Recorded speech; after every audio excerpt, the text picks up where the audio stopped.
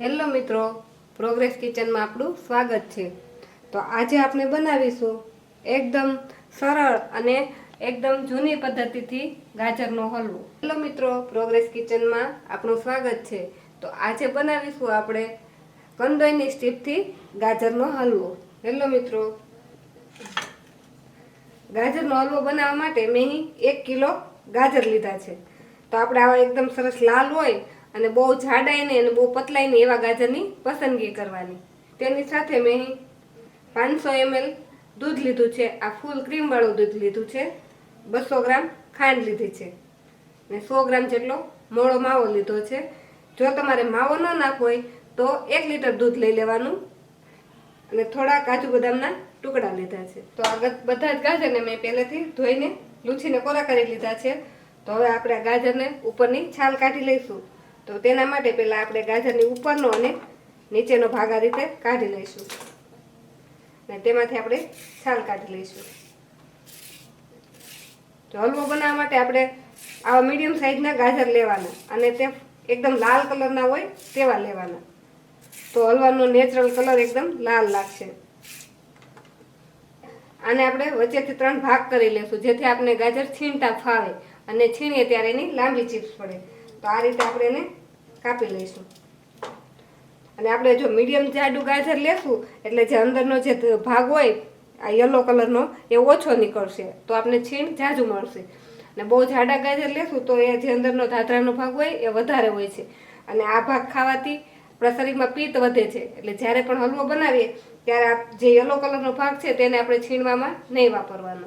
તો આપણે પછી આ રીતે પીસ કરી અને ગાજરને આ રીતે આડું રાખી અને આને આપણે ખમણી લઈશું। જો તમે આ રીતે ગાજરના ટુકડા કરીને ખમણશો તો તે તમને હાથમાં વાગવાનો પણ ડર નહીં લાગે અને એનું છીણ પણ એકદમ સરસ આવું પતલું થશે। તો આવી રીતે આપણે ગાજરને આ રીતે ગોળ ગોળ ફેરવતા જઈશું અને એને છીણતા જઈશું। તો આપણું ગાજર છીણાય ત્યારે આવું એકદમ સરસ લાંબી સ્લાઇસમાં છીણાશે। તો આવી રીતે આપણે બધા જ ગાજરને છાલ કાઢી પીસ કરી અને બધા જ ગાજરને આ રીતે છીણી લઈશું।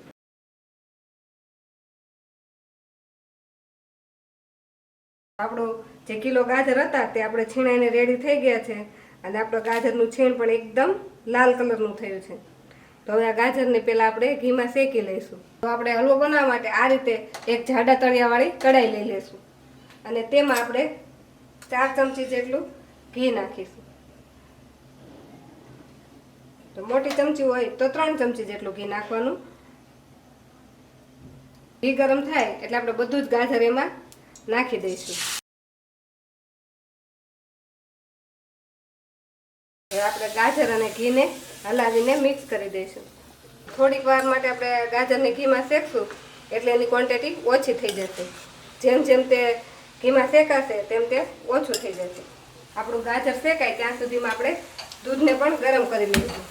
જો આપણે ગરમ કરેલું દૂધ વાપરશું તો આપણો હલવો ફટાફટ બની જશે અને આપણે વધારે દૂધને બાળવું નહીં પડે। આપણે 1 થી 1.5 મિનિટ ગાજરને શેક્યું ત્યાં આટલું ઓછું થઈ ગયું છે। હજુ આપણે આને 2 થી 3 મિનિટ સુધી શેકીશું। જ્યારે પણ આપણે ગાજર શેકીએ ત્યારે આપણે ગેસની ફ્લેમને મીડિયમ રાખવાની અને સતત આ રીતે હલાવતા રહેવાનું જેથી આપણે એમાં જે પાણીનો ભાગ હોય એ ઝડપથી બળી જાય। તો અહીં આપણે ગાજરને શેકાતા ટોટલ 6 મિનિટ જેટલો સમય થઈ ગયો છે અને આપણું ગાજર પણ સરસ રીતે ઘીમાં શેકાઈ ગયું છે। જો તેમાંથી સહેજ પણ પાણી હવે છૂટું નથી પડતું અને આ બાજુ આપણું દૂધ પણ ગરમ થઈ ગયું છે। તો હવે આ ગરમ દૂધને આપણે ગાજર સાથે મિક્સ કરી દઈશું।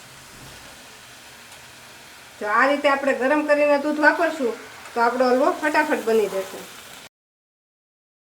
તો આપણે ગરમ કરીને દૂધ નાખ્યું છે તેથી આપણું દૂધ તરત જ આમાં હલવામાં ઉકળવા લાગ્યું છે અને આપણે જો ઠંડુ દૂધ નાખીએ તો જે ગાજર શેકાણું હોય એ પણ ઠંડુ થઈ જાય અને પાછું એને ગરમ થતાં વાર લાગે। હવે થોડીક વાર આપણે ગેસની ફ્લેમ ફૂલ કરી અને આ દૂધને ઉકળવા દઈશું કેમ કે હજુ દૂધ નીચે ચોટશે નહીં એટલે અત્યારે થોડીક વાર માટે આપણે એને ગેસ ફૂલ કરશું તો ચાલશે। 5 મિનિટ આપણે ફૂલ ગેસ પર દૂધને હલવામાં મિક્સ થવા દીધું, દૂધને આપણે ગાજર સાથે મિક્સ કરી ઉકળવા દીધું તો આપણું દૂધ અડધા જેટલું થઈ ગયું છે અને આ થોડુંક હવે ઘાટું થઈ ગયું છે। તો હવે આપણે ગેસને ધીમો કરી દઈશું અને તેમાં આપણે જે મોળો માવો લીધો છે તે નાખીશું। હવે માવો નાખ્યા પછી આપણે ગેસને ફૂલ નથી કરવાનો મીડિયમ ગેસ પર હવે આપણે એને સતત હલાવતા રહેવાનું છે. માવો ન નાખ્યો હોય ત્યાં સુધી આપણે હલાવીએ નહીં તો ચાલે, પણ માવો નાખ્યા પછી આપણે એને સતત હલાવ્યા જ કરવાનું છે. હવે આપણું ઘણું ખરું દૂધ બળી ગયું છે અને ગાજર પણ સરસ રીતે બફાઈ ગયા છે. તો હવે તેમાં આપણે ખાંડ નાખીશું. ખાંડને આપણે વધારે પડતું દૂધ હોય ત્યારે પહેલાંથી નહીં નાખી દેવાની. પૂરા ગાજર બફાઈ જાય ને દૂધ ઓછું રહે પછી જ ખાંડને નાખવાની. જો તમે વધારે પહેલાં ખાંડ નાખી દેશો તો તમારા ગાજર સરખા બફાશે નહીં અને જે હલવો બનશે તે આમ લચકાદાર નહીં બને. ખાંડને મિક્સ કરી ફરીથી આને આપણે ઉકળવા દઈશું. ખાંડ નાખશું એટલે આપણું હલવો ફરીથી થોડી વાર ઢીલો થઈ જશે, પણ જેમ જેમ ખાંડનું પાણી પાછું બળશે તેમ તે કડક થઈ જશે. 5 મિનિટ જેવું થઈ ગયું છે અને આપણે જે ખાંડ નાખી હતી તેનું પાણી થયું હતું તે પણ હવે પાછું બળવા લાગ્યું છે અને આપણું હલવાનું મિશ્રણ પાછું ઘાટું થવા લાગ્યું છે. આ હલવાને આપણે ત્યાં સુધી હજી આ રીતે સતત હલાવતા રહેવાનો છે કે જ્યાં સુધી તેની સાઈડમાંથી ઘી છૂટું ન પડે. ખાંડનું પાણી હવે બધું જ બળી ગયું છે અને સાઈડમાંથી થોડું થોડું ઘી પણ છૂટું પડવા માંડ્યું છે. તો ગેસને થોડીક વાર માટે આપણે એકદમ ધીમો કરી દઈશું ને ગેસને ધીમો કરી આપણે બાજુના ગેસ પર ડ્રાયફ્રૂટને ઘીમાં તળી લઈશું. તો આપણે આમાં પહેલાં ઘીમાં ડ્રાયફ્રૂટને તળી લઈશું. તો આ રીતે તમારી પાસે કંઈ નાનું વાસણ હોય તો ભલે, નહીંતર આ રીતે આપણે જે દાળ વઘારવાનું વઘારી હોય તે લઈ લઈશું અને તેમાં 2 ચમચી આપણે ઘી નાખીશું. આપણું ઘી ગરમ થાય ત્યારે વચ્ચે વચ્ચે આપણે આને હલાવતા પણ રહીશું. તો આપણું ઘી ગરમ થઈ ગયું છે. તો હવે તેમાં આપણે આ બદામના જે ટુકડા કરીને રાખેલા છે તે અને કાજુના ટુકડાને નાખી અને તળી લઈશું. તો કાજુ અને બદામના ટુકડા આપણે 1 મિનિટમાં જ તળાઈ જશે. આ થોડા ગોલ્ડન થાય એટલે આપણે ગેસને પછી બંધ કરી દઈશું.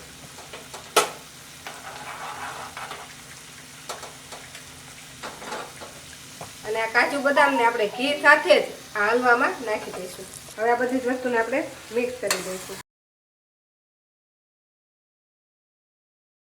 તો આમાં આપણે હલવો બની જાય પછી ઉપરથી ઘી નાખતા જ હોઈએ છીએ.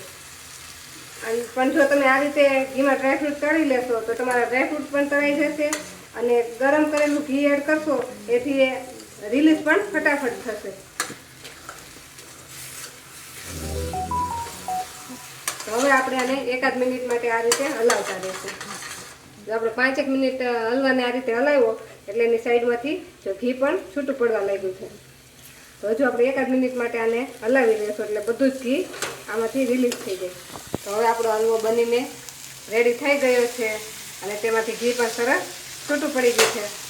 તો હવે આપણે ગેસની ફ્લેમને બંધ કરી દઈશું. આ હલવાને ફ્રીજમાં તમે અઠવાડિયા સુધી મૂકીને ખાઈ શકો છો અને બહાર રાખીને પણ 2-3 દિવસ સુધી આને ખાઈ શકો છો. તમે એકસાથે વધારે હલવો બનાવીને રાખેલો હોય અને તમારે ગરમ ગરમ જ હલવો ખાવો હોય તો તમારે જ્યારે પણ ખાવો હોય ત્યારે જેટલો ખાવો હોય તેટલો હલવો લઈ તેમાં ગરમ ઘી કરી નાખી અને થોડીક વાર ગરમ કરીને તમે ખાઈ શકો. તો તમને ગરમા ગરમ હલવાનો રોજે ટેસ્ટ મળી રહેશે.